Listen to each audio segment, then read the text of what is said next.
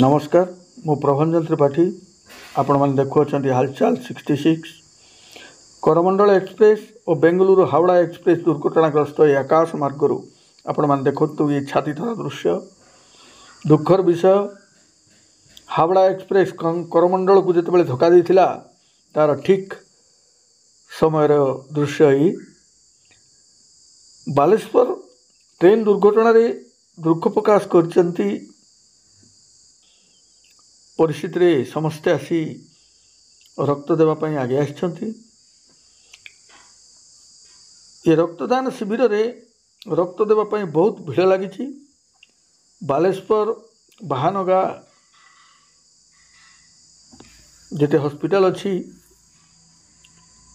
एठी सबू लगी। आज मुख्यमंत्री नवीन पट्टनायक बालेश्वर रे जो भयंकर ट्रेन दुर्घटना रे प्राण हरई लोक मान दुर्घटनाग्रस्त लोक मान दुख प्रकाश करी समवेदना जन।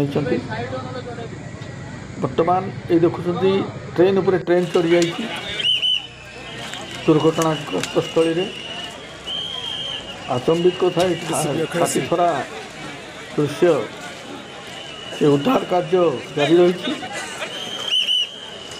एठारे राति तमाम चली उद्धार कार्य तदारक करने हॉस्पिटल रे चिकित्सित आहतंकर स्वास्थ्य अवस्था किपरि अच्छी बुझा बर्तमान आमर माननीय मुख्यमंत्री नवीन पट्टनायक आगे आपण मान देखुं। बर्तमान से हॉस्पिटल पहुंचती हॉस्पिटल को जाई रोगी मान सहित से जोगाजोग कर कथबार्ता होती कहार स्वास्थ्य अवस्था किपरि अच्छी से संपूर्ण रूपे निजे तदारक कर देखुं। आउ किछि समय पर ओडिशा गस्तर आसा प्रभारी एआईसीसी साधारण संपादक सांसद डॉक्टर ए चेल्ला कुमार सी जीवे बालेश्वर जीवे।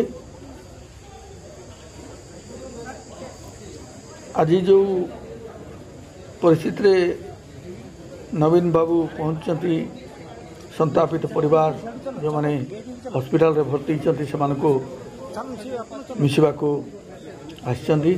बाहाना रेल दुर्घटना रे प्राय 233 जनकर मृत्यु होती। मृतकंकर आज दिनिकिया राज्य शोक होती। राज्य शोक को घोषणा करते निजे मुख्यमंत्री आसतु से कौन कहते आम आज शुणा। आप देखते हालचाल 66।